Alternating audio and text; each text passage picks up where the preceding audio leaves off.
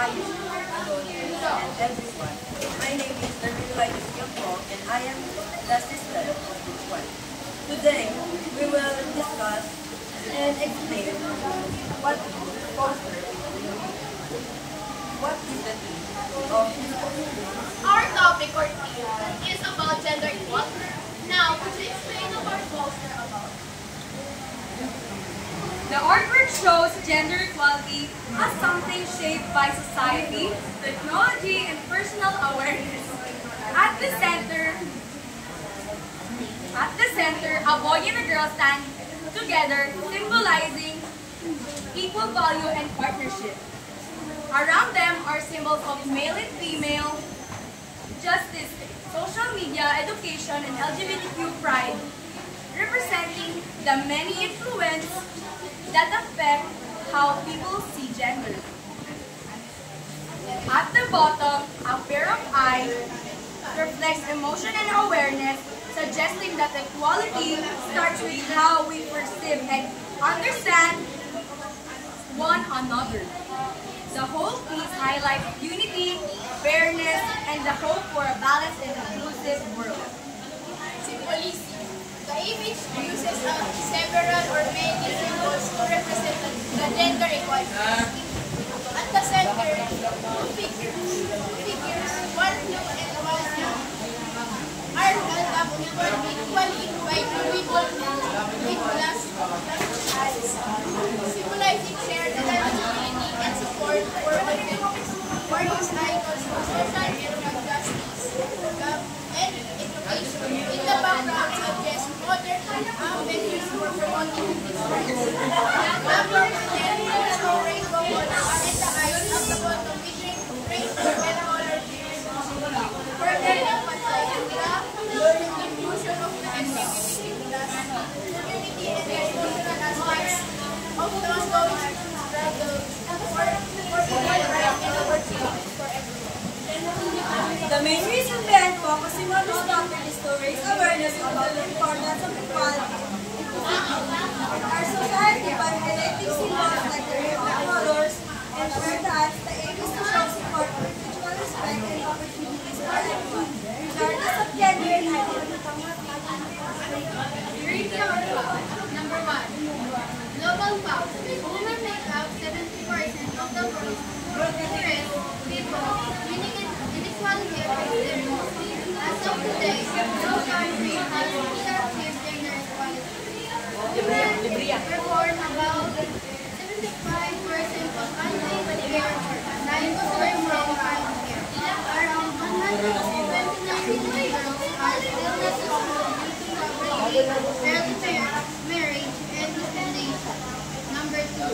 Violence and rights. 1 in 3 women experience physical or sexual violence in their lifetime. Many women and girls still lack legal protection from gender-based discrimination in some countries. Number 3. Positive progress. More countries are now passing laws that protect women's rights. More girls than ever are completing primary school. Young people today are more aware and vocal about equality. In conclusion, gender equality is an important issue that affects everyone in our society. Our poster reminds us that fairness, respect, and equal opportunities should be given to all people, no matter their gender identity. Even though challenges still exist, progress continues because more people are raising awareness and standing up for equality. Let us all work together to build a future where everyone is treated equally and valued. Thank you and good day. Thank you, reporters, for explaining our work and all to us. Once again, I am Empress Samuela S. Azucena. And I am Dermila Yusufo, and that is the end of our presentation. Thank you for listening. Ito sa inyo lahat. Kami po ang ikalawang pangkat na i-representa namin ang aking sinunod na tula na nasaan na. Tungkol ito sa paghahambing ng mayayaman at mahihirap. Diwa, sana'y magising. Masyado na silang mahimbing. Habang katawan natin ay nasusunog na sa araw. Nagbulag-bulagan na para bang matay di malinaw. Wala nang katotohanan, hustisya ay sinasapawan.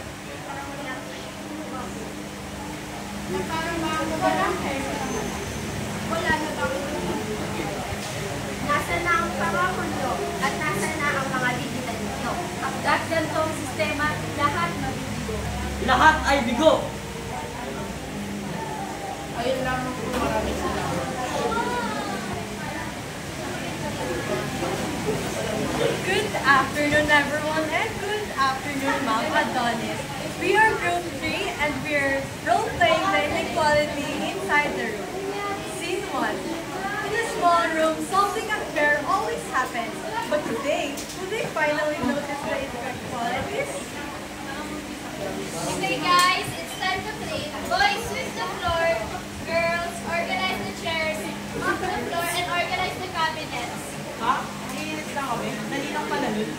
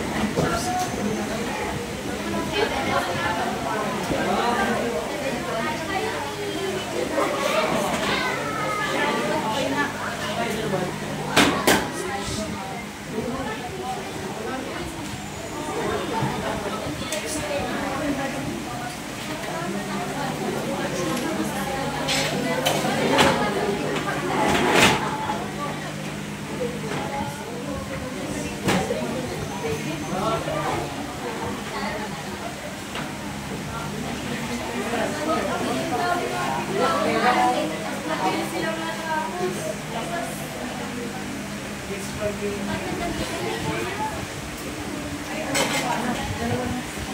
girls went to their teacher's office to open up and speak up for themselves.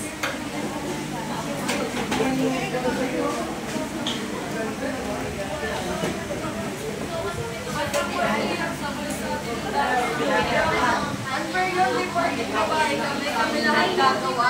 Yung mga lalaki nagwalis lang. Kaya naman gawin ng mga lalaki. Ano pangalan mo sa inyo? Sige, ayusin na lang natin. Equal na lang natin yung mga Now, that shows how inequalities in gender may happen in real life. But when we share responsibilities fairly, everyone can have the same opportunities. Just like how the girls and boys first time became equal. And that's all. Again, we are Group 3. Thank you. Grabe, nawasot lahat. Pati kama ko wala. Tama, lahat tayo na apektuhan. Bakit walang tumutulong? Nakakapagod na maging mahirap. Kahit baka kami pa rin ang kawawa. May gold yun. Ganda, di ba? Hindi. My bracelet. Galing bang Italy ko tol? Life is good when you have money.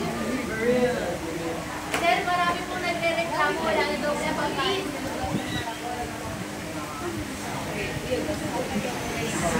Di ba wala kang pambayad sa hospital kasi mag-go-goldness ka?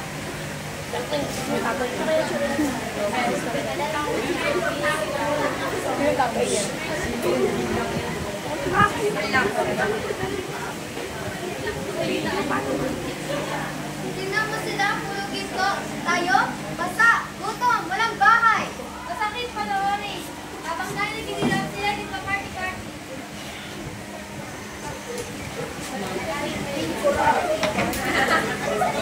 Okay. People are complaining baka lumang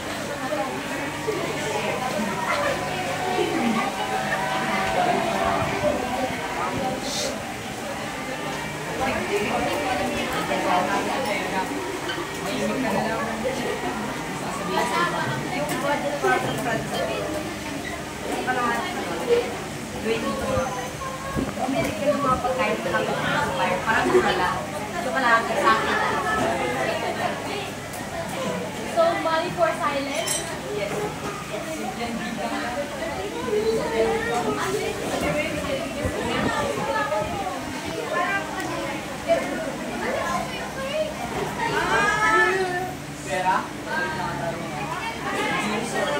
tamang Dina.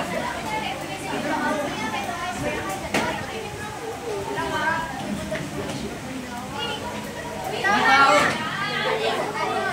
Tama na, hindi kami kriminal.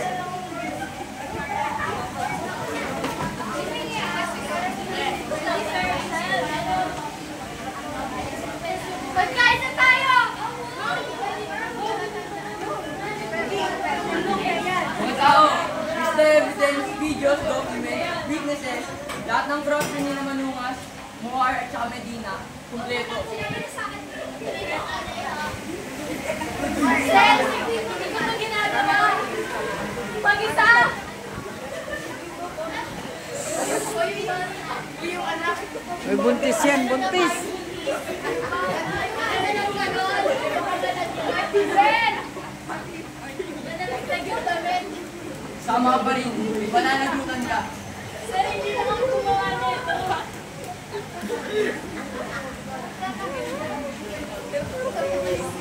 Upload mo sa kanya. Bago ilalo!